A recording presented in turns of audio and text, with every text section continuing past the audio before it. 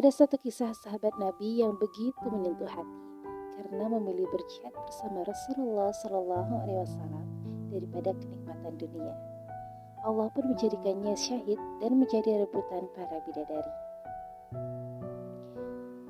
Beliau adalah Julaibib radhiyallahu an. Begitulah ia dipanggil. Namanya menunjukkan kalau ciri fisiknya yang kerdil dan pendek. Nama Julaibib merupakan nama yang tak biasa dan tidak lengkap. Nama ini bukan ia sendiri yang menghendaki, bukan pula orang tuanya. Julaibib hadir ke dunia tanpa mengetahui siapa ayah dan ibunya. Demikian pula orang-orang sekitar, semuanya tidak tahu atau tidak mau tahu tentang nasab Julaibib. Bagi masyarakat Yasrib Madinah, tidak bernasab dan tidak bersuku merupakan aib yang besar. Tampilan fisik dan keseharian Julaibib yang lusuh menjadi alasan orang lain tidak mau dekat-dekat dengannya. Wajahnya terkesan sangar, pendek, bungkuk, hitam dan fakir. Kainnya usang, pakaiannya lusuh, kakinya pecah-pecah tidak beralas. Tidak ada rumah untuk berteduh, tidur hanya berbantalkan tangan, berkasurkan pasir dan kerikil. Tidak ada perabotan, minum hanya dari kolam umum yang diambil dengan telapak tangan. Abu Barzah, pemimpin Bani Aslam, sampai-sampai berkata tentang Julaibib, "Jangan pernah biarkan Julaibib masuk di antara kalian. Demi Allah, jika dia berani begitu, aku akan melakukan hal yang mengerikan padanya." Demikianlah keadaan Julaibib saat itu. Namun, Allah berkehendak menurunkan rahmatnya. Tidak satu makhluk pun bisa menghalangi. Julaibib menerima hidayah dan dia berada di barisan terdepan dalam sholat maupun jihad. Meski hampir semua orang tetap memperlakukannya seolah ia tiada.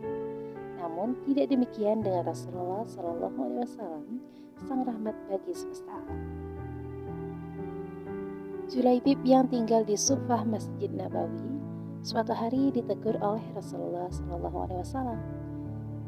"Julaibib, tidakkah engkau menikah?" Lalu Julaibib pun menjawab, "Siapakah orang yang mau menikahkan putrinya dengan diriku ini, ya Rasulullah?" Tidak ada kesan menyesali diri atau menyalahkan takdir Allah pada kata-kata maupun air mukanya.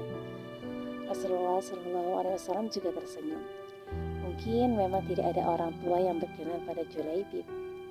Namun hari berikutnya, ketika bertemu dengan Julaibib, Rasulullah kembali menanyakan hal yang sama kepada Julaibib. "Julaibib, tidakkah engkau menikah?" Dan Julaibib pun menjawab dengan jawaban yang sama. Sampai 3 kali berturut-turut Rasulullah menanyakan hal yang sama kepada Julaibib. Dan pada hari ketiga itulah Rasulullah memegang lengan Julaibib dan membawanya ke salah satu rumah pemimpin Ansar. Lalu Rasulullah pun berkata, "Aku ingin menikahkan putri kalian." Betapa indahnya dan betapa berkahnya, demikian respon pemilik rumah dengan wajah berseri-seri, mengira bahwa sang nabilah calon menantunya. "Ya Rasulullah, ini sungguh akan menjadi cahaya yang menyingkirkan temaram di rumah kami." Lalu Rasulullah menegaskan, "Tetapi bukan untukku. Kupinang putri kalian untuk Julaibib." Julaibib nyaris terpekik ayah sang gadis. Rasul pun menjawab, "Ya, untuk Julaibib." "Ya Rasulullah, saya harus meminta pertimbangan istri saya tentang hal ini." Sang ayah pun menjawab. Lalu mereka berdiskusi. Ketika ayah sang gadis menceritakan hal itu kepada sang istri, istrinya pun menjawab, "Dengan Julaibib, bagaimana bisa? Julaibib berwajah lusuh, tidak bernasab, tidak berkabilah, tidak berpangkat, dan tidak berharta. Demi Allah tidak akan pernah putri kita menikah dengan Julaibib." Perdebatan itu tidak berlangsung lama. Dari balik tirai sang putri berujar, "Siapa yang meminta?" Lalu sang ayah dan sang ibunya pun menjelaskan, "Apakah kalian hendak menolak permintaan Rasulullah?" "Demi Allah, kirim aku padanya," jawab sang gadis.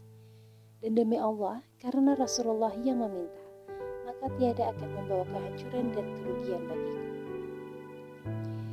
Sang gadis soleha itu pun lalu membaca ayat yang artinya, dan tidaklah patut bagi lelaki beriman dan perempuan beriman apabila Allah dan Rasulnya telah menetapkan sesuatu ketetapan.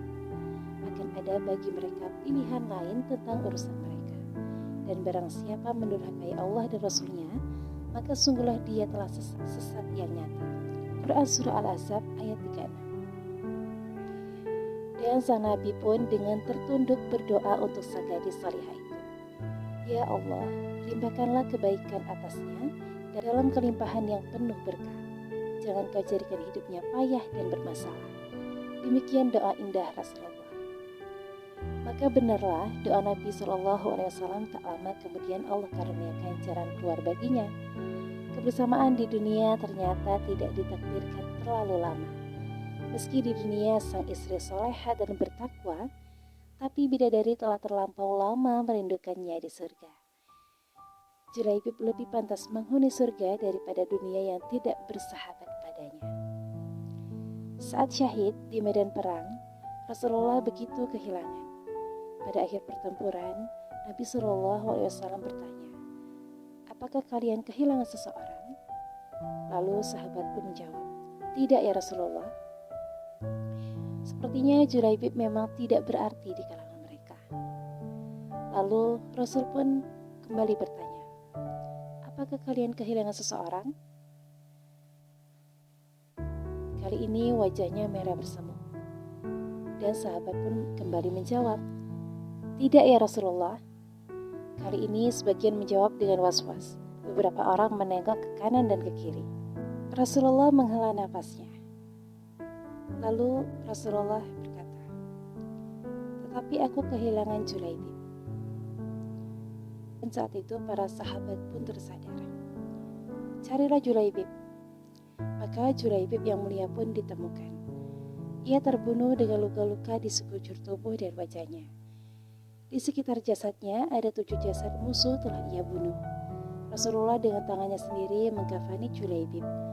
Beliau mensolatkannya dan berdoa, "Ya Allah, dia adalah bagian dari diriku dan aku adalah bagian dari dirinya." Demikian kisah Julaibib yang akhir hayatnya berakhir syahid ketika membantu Rasulullah SAW dan para sahabat.